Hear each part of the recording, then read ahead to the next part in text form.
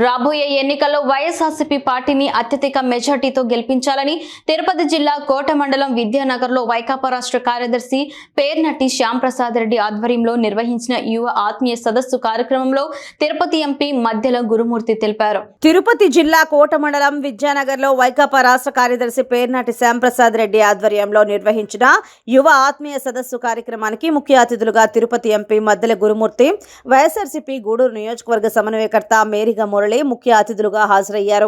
ఈ సందర్భంగా ఎంపీ మధ్యల గురుమూర్తి మాట్లాడుతూ గత 20 ఏళ్లుగా తిరుపతి పార్లమెంటుకు వచ్చిన నిధుల కంటే వైఎస్ జగన్మోహన్ రెడ్డి పరిపాలనలో అంతకు మించి 5 ఏళ్ల పరిపాలనలో నిధులు తీసుకొచ్చిన ఘనత వైఎస్ జగన్మోహన్ రెడ్డికి దక్కుతుందని అన్నారు. రాబోయే ఎన్నికల్లో వైఎస్ జగన్మోహన్ రెడ్డిని అత్యధిక మెజార్టీతో గెలిపించుకొని మరలా ముఖ్యమంత్రిగా చేసుకోవాలని ఈ సందర్భంగా ఆయన తెలియజేశారు. నీకు పట్టం కలుపుతారా మళ్ళా జనాలు? మనకు ఆయనకు తోడుగా అలీగాయన ఆయన ఒక ఆయన చేరిపోయినాడు. ఇప్పుడు నాకు తెలిసి టికెట్ వచ్చే ప్రశ్నే లేదు అతనికని నేను మనవి చేసుకుంటాం మీ అందరికి కూడా. ఎందుకంటే సెగలు తగులుతున్నాయి, బీజేపీ పార్టీకే సెగలు తగులుతున్నాయి. మనకంతా మామూలు అయిపోయింది, సెగలు తగిలిపోయి ఓర్చుకొని పోనీ 5 ఏళ్ళ అగ్రిమెంట్ అనుకుని ఒక అగ్రిమెంట్ ఎమ్మెల్యేగా ఆయన యాక్సెప్ట్ చేసి నీ అగ్రిమెంట్ అయిపోయింది నువ్వు వెళ్ళిపో ఆయన పంపించేశావు. నేను ఒకటే మీ అందరికీ మాటిస్తున్నా, నాకు కష్టం తెలుసు. చిన్న కార్యకర్త నుంచి నేను ఎదిగాను. నేను చిల్లరగాని కాదు భయపడేదానికి, చిల్లర చేష్టాలు చేస్తే భయపడాలి. నేను యువతకంతా ఒక మాట ఇస్తున్నాను. శ్యాంప్రసాద్ రెడ్డి లాంటి పెద్దలకి, మరి వేదిక మీద ఉన్నటువంటి ధనంజయ రెడ్డి పెద్దలందరూ కూడా చెప్పారు, నేను చిల్లరగాని కాదు. రేపు ఏ కంపెనీ వచ్చినా జగన్మోహన్ రెడ్డి గారు 75% లోకల్ యువతకి ఇవ్వమని చెప్పేసి చట్టం చేశారు. నేను చిల్లరగాడిని అయితే ఏదైనా కంపెనీతో ముచ్చలు పెట్టుకునేసి అయ్యా నువ్వు చూసుకొని నేను చూసుకుంటాననే తత్వం ఉంటుంది. కాదు, నేను ప్రమాణం చేసి చెప్తున్నాను, చిల్లరగాడిని కాదు. నేను పెద్దల సహకారంతో మీరిచ్చినటువంటి గౌరవం, నాకు మీరిచ్చిన టికెట్ ఇది. మీ సర్వేలో ఎమ్మెల్సీ విప్ అయినా నాకు మళ్ళా తిరిగి వచ్చిందంటే మీ అందరి భాగస్వామి ఉంది. ఆ విషయం నా మనసులో ఉంది. నా జీవితంలో, నా రక్తంలో అంత చిన్న సహాయం చేసిన చివరిదాకా కృతజ్ఞత ప్రకటించుకోవడం నాకు ఉన్నటువంటి చిన్న పెద్ద కాదు, ఏ కులమని కాదు, నాకు చిన్న సహాయం చేసిన జీవితాంతం నేను కృతజ్ఞతగా ఉంటాను. ఎవరైతే నాకు రాజకీయంగా నన్ను నడిపించారో వారిని ఈ రోజు కూడా వారు చేయబట్టుకునే నడుస్తున్నాను. సునీల్ లాగా నేను ఆయనకి నమస్కారం, నల్లపరెడ్డిలకు నాకు జీవితం ఇచ్చారు, మరి గోపాల్ రెడ్డి గారు నా జీవితం ఇచ్చారని మాట్లాడతారు అందరి ముందు. వాళ్ళు ఎక్కడున్నారు, నువ్వు ఎక్కడున్నావు? మనస్సాక్షి లేదు.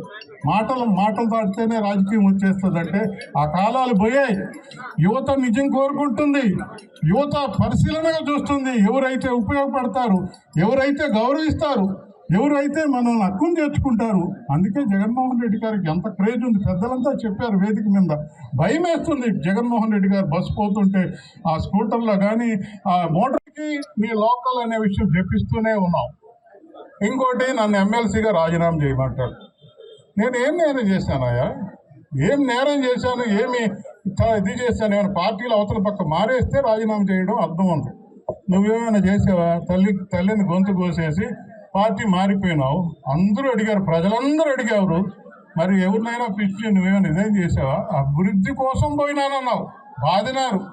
2019లో బాధినారు. 48,000 ఓట్ల మెజార్టీతో తల్లిని ద్రోహం చేసేవాడికి, తల్లి లాంటి పార్టీ ద్రోహం చేసేవాడికి గూడూరు ప్రజలు, గుణవంతులైన గూడూరు ప్రజలు ఏ రకంగా బుద్ధి చెప్తారో బుద్ధి చేసి చూపించారు. అయినా మార్పు రాలేదు. ఇప్పుడు ఏదో అయిపోతుంది అని జగన్ను మళ్ళా తిట్టడం మొదలుపెట్టారు. నేను ఒకటే మనవి చేస్తున్నా, జనరంజక పాలన అందిస్తున్నటువంటి మా ప్రీతమ నాయకులు జగన్మోహన్ రెడ్డి గారిని ఎవరైతే తిడతారో వాళ్ళందరూ శాపగ్రస్తులని కూడా నేను ఈ సందర్భంగా మనవి చేస్తున్నా. ఏం మంచి చేశాడుగా, దీన్ని ఎమ్మెల్యే చేశాడు కదా. నువ్వు ఎమ్మెల్యే అంటే వైఎస్ఆర్ పార్టీ ఎమ్మెల్యే అని అంటారా? నువ్వు ఎప్పుడు వరకైనా, నీ చివరి వరకైనా ఏ పార్టీలో ఎమ్మెల్యే గెలిచావంటే ఏమని చెప్తావు? ఒక పార్టీలో గెలిచి సరిదిద్దుకోలేని తప్పు చేసి నకరాలు పడతారా? చూస్తూ ఉంటారా జనాలు? మరీ మాట్లాడుతూ ఉంటారు. మాటకు వస్తే బాధేస్తారు. ఏం తప్పు చేశాడు జగన్మోహన్ రెడ్డి గారు? లక్షణంగా ఎక్కడో 2 సార్లు ఎమ్మెల్యేగా టికెట్ కోసం తెలుగుదేశంలో ప్రయత్నం చేశావా? ఎప్పుడైనా చంద్రబాబు నాయుడు గారు ఆదరించారా? నేను మరీ ప్రీతం నాయకులు జగన్మోహన్ రెడ్డి గారు యువకుడు ఇచ్చాడు, కష్టపడుతున్నాడు, జెండా మోస్తున్నాడు. సంబంధించి గౌరవ ముఖ్యమంత్రి వర్యులు కాన్సన్ట్రేట్ చేసి, అలాగే ఈడ పులికాట్ ముఖద్వారానికి సంబంధించి దాదాపుగా 130 కోట్ల రూపాయలకు సంబంధించి ప్రాజెక్ట్ అప్రూవ్ చేయడం జరిగింది. ద్వారా 80,000 మంది ప్రజలు, అటు సూళ్ళూరుపేట నియోజకవర్గం, ఇట్లా మన గూడూరు నియోజకవర్గానికి సంబంధించినటువంటి మత్స్యకారులందరికీ కూడా అది ఒక ఒక ఒక చాలా సపోర్టివ్గా నిలబడుతుంది. ఎందుకంటే వాళ్ళందరూ దాని మీద ఆధారపడి బతుకుతున్నటువంటి మత్స్యకారులు ఎంతోమంది ఉన్నారు.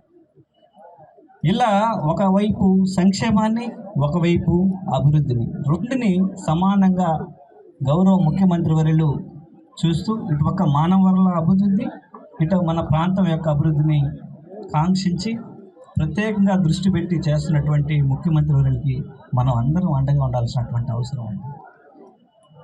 ఇలా చిత్తశుద్ధితో చేస్తున్నటువంటి నాయకులకి అండగా లేకపోతే గత పాలకులు చంద్రబాబు నాయుడు గారు కానీ వాళ్ళందరూ కూడా ఏం చేశారు, అభివృద్ధి అని ఓన్లీ పేపర్ల మీద చూసి రకరకాల స్కీములు వేసి స్కాములు చేసి మన రాష్ట్ర ఖజానంతా కొల్లగొట్టి వెళ్ళేవాడు. సో ఖచ్చితంగా యువతంతా బాధ్యతగా మెలిగి మనం మన వైపు చిత్తశుద్ధిగా ఉండి పనిచేస్తున్నటువంటి జగన్మోహన్ రెడ్డి వారికి అండగా ఉంటూ వాళ్ళకి మీకు మధ్య వారధలుగా నిలబడి మీ ముందు నిలబడి మాట్లాడుతున్నటువంటి నాకు కావచ్చు, అలాగే ఎంతో ఓర్పుతో సహనంతో మీ పట్ల ప్రేమతో మీతో పాటు అనునిత్యం కలిగి తిరిగే మేరుగా మురళన్నకి 2 ఓట్లన్నీ ఫ్యాన్ గుర్తు మీద ఓటేసి మమ్మల్ని మళ్ళీ మీ ముందు వచ్చి నిలబడి మాట్లాడే విధంగా ఆశీర్వదించాలని, ఖచ్చితంగా మీరు ఇచ్చినటువంటి సమయాన్ని కానీ మీరు వేచినటువంటి ఓటు వృధా కాకుండా మీకోసం, అలాగే మన ప్రాంతం కోసం, మన ప్రాంత అభివృద్ధి కోసం చిత్తశుద్ధిగా పనిచేస్తామని మనస్ఫూర్తిగా మీకు మాట ఇస్తూ ఈ గొప్ప అవకాశం ఇచ్చినటువంటి